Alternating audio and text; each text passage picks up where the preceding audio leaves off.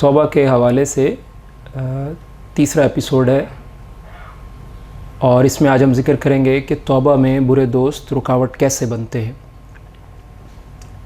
اب ڈاکٹر کے پاس جاتے ہیں اور ڈاکٹر سے کو بیماری بتاتے ہیں، علاج تجویز کرواتے ہیں، اور ساتھ ہی یہ پوچھا جاتا ہے کہ کوئی پرہیز تو نہیں، کوئی پریونشن تو نہیں۔ تو اگر علاج کے ساتھ پرہیز اختیار نہ کیا جائے تو علاج کامیاب نہیں ہوتا۔ تو جو شخص گناہ کی بیماری میں مبتلا ہے، نافرمانی کی بیماری میں مبتلا ہے، تو اس کا علاج توبہ ہے، اور اس کا پرہیز اور اس کی پریونشن برے لوگوں سے، برے دوستوں سے اور برائی کی جگہوں سے دور رہنا ہے۔ اس حوالے سے پہلی بات جو ہم ذکر کریں گے وہ یہ ہے کہ اللہ کے رسول صلی اللہ علیہ وسلم نے ایک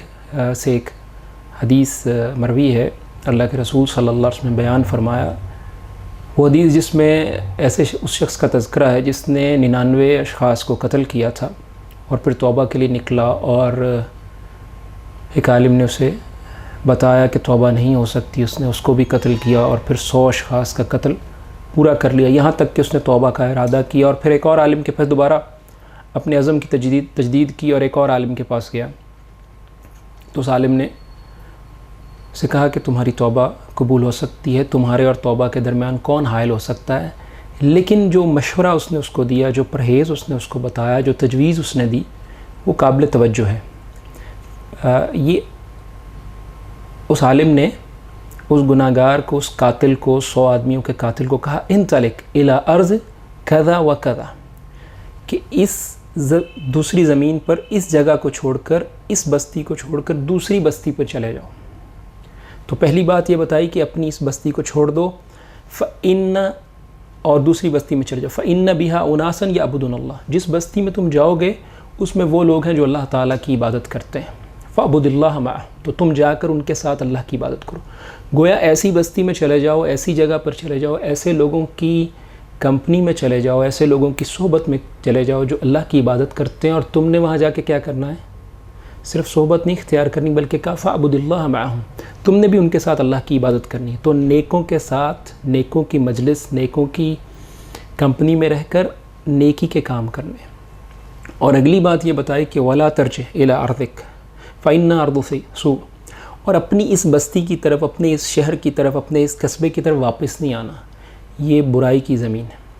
یعنی اس علاقے میں جو لوگ رہتے ہیں ان پر برائی غالب ہے یا برے کام کرتے ہیں۔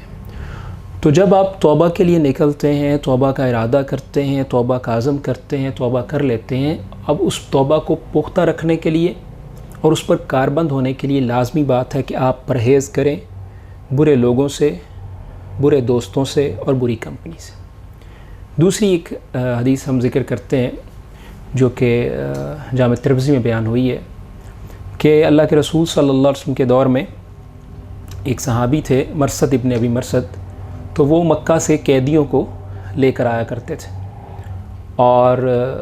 خفیہ انداز میں جاتے اور وہاں جو قیدی تھے موجود ان کو، اور مسلمان قیدیوں کو لے کر مدینہ آیا کرتے تھے۔ تو وہ مکہ گئے اپنے اس کام سے، تو جب مکہ پہنچے تو اسلام قبول کرنے سے پہلے ان کی ایک بری آشنائی تھی اور برا جاننا تھا اور بری ایک دوستی تھی اسلام سے قبل۔ تو وہ جس عورت سے تھی اس کا نام عناق تھا، تو وہ ان کو مل گئی مکہ میں اور کہنے لگی، خوش آمدید کا، اور کہنے لگی آئیے آج رات ہمارے پاس گزاریے۔ تو مرثد ابن ابی مرثد نے جرأت کے ساتھ یہ جواب دیا کہ عناق، اللہ تعالیٰ نے زنا کو حرام قرار دیا ہے۔ جب انہوں نے یہ بات کی تو اس عورت نے شور مچانا شروع کر دیا کہ لوگوں پکڑو اس شخص کو جو تمہارے قیدیوں کو لے کر جاتا ہے۔ خیر وہ وہاں سے بھاگے اور جس بھی طرح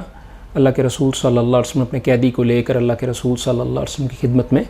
پہنچ گئے۔ اس سارے قصے کی طوالت کو ہم ذکر نہیں کرتے۔ تو پھر انہوں نے اللہ کے رسول صلی اللہ علیہ وسلم سے یہ کہا، اللہ کے رسول صلی اللہ علیہ وسلم، کیا میں عناق سے نکاح کرنا چاہتا ہوں، کیا میں اس سے نکاح کر لوں؟ اللہ کے رسول صلی اللہ علیہ وسلم نے خاموشی اختیار کی۔ پھر یہ آیت نازل ہوئی، الزانی لا ینکح الا زانیہ، تو اللہ کے رسول صلی اللہ علیہ وسلم نے ان کو بلایا اور کہا کہ زانیہ سے ہی نکاح کرتا تو تم اس سے نکاح مت کرو۔ تو آپ یہ دیکھیے کہ جو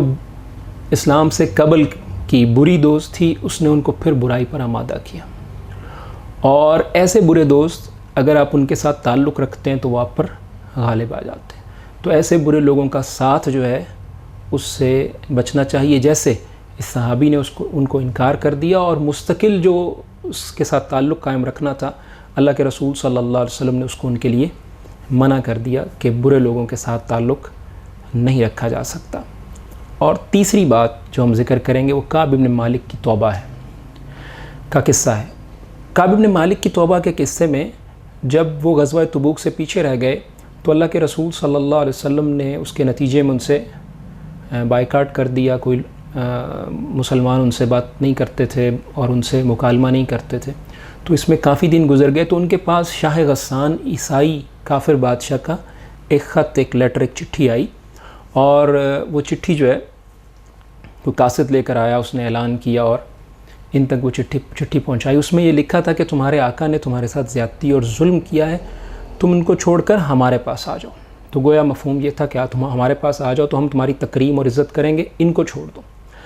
اب کعب بن مالک نے کیا کیا کہ انہوں نے سوچا، اور وہ بیان کرتے ہیں کہ یہ میرے لیے آزمائش ہے. انہوں نے اس خط کو پھاڑا اور پھاڑ کر تنور میں جلا دیا. اس میں جو اہم نقطہ ہے کہ وہ خط انہوں نے اپنے پاس نہیں رکھا، اگرچہ وہ اس پر عمل نہ کرتے لیکن انہوں نے اس کو اپنے پاس بھی نہیں رکھا بلکہ اس کو جلا دیا کہ جب ان کے پاس موجود ہوگا تو ممکن ہے دوبارہ دیکھ کر ان کو پھر اس بات کا خیال آ جائے یا اس کی طرف ان کا ذہن چلا جائے. تو جو شخص برائی سے توبہ کا ارادہ کر چکا ہے اس کے پاس کوئی بری چیز موجود ہے، غیر اخلاقی مواد پڑھتا تھا یا غیر اخلاقی مواد CDs دیکھتا تھا یا اس کے پاس برے ناولز موجود ہیں، تو ان کو چاہیے کہ ایسی برائی کی تمام چیزیں جو کسی بھی وقت اس کو دوبارہ برائی کی طرف لے جا سکتی ہیں ان کو تلف کر دے، ان کو اپنے پاس موجود نہ رہنے دے. اسی طرح ایسے مواقع یا ایسی جگہیں یا انٹرنیٹ ہے یا لیپ ٹاپ کمپیوٹر کا استعمال ہے اور اگر اس کو وہ برائی کے لیے استعمال کرتا ہے تو کوشش کرے کہ ایسی چیزوں کا استعمال حد الوسع کم کر دے یا ان پر جسے ہم کہتے ہیں کہ بلاکیج وغیرہ یا پلگنز وغیرہ لگا دے جس کی وجہ سے وہ ان کو یوز نہ کر سکے. تو یہ چند ایک ضروری تجاویز ہیں، پریونشنز ہیں، پرہیز ہے جس کی وجہ سے آپ کی توبہ کامیاب ہوتی ہے. اور اگر آپ پھر اپنے انہی دوستوں کے ساتھ اسی برائی کے مواد کے ساتھ اسی کمپنی کے ساتھ رہتے ہیں تو آپ کی توبہ کے کامیاب ہونے کے امکانات جو ہیں وہ ختم ہوتے چلے جاتے ہیں. اللہ رب العالمین مجھے اور آپ کو توبہ کی توفیق دیں اور اس پر کاربند رہنے کی توفیق عطا فرمائیں.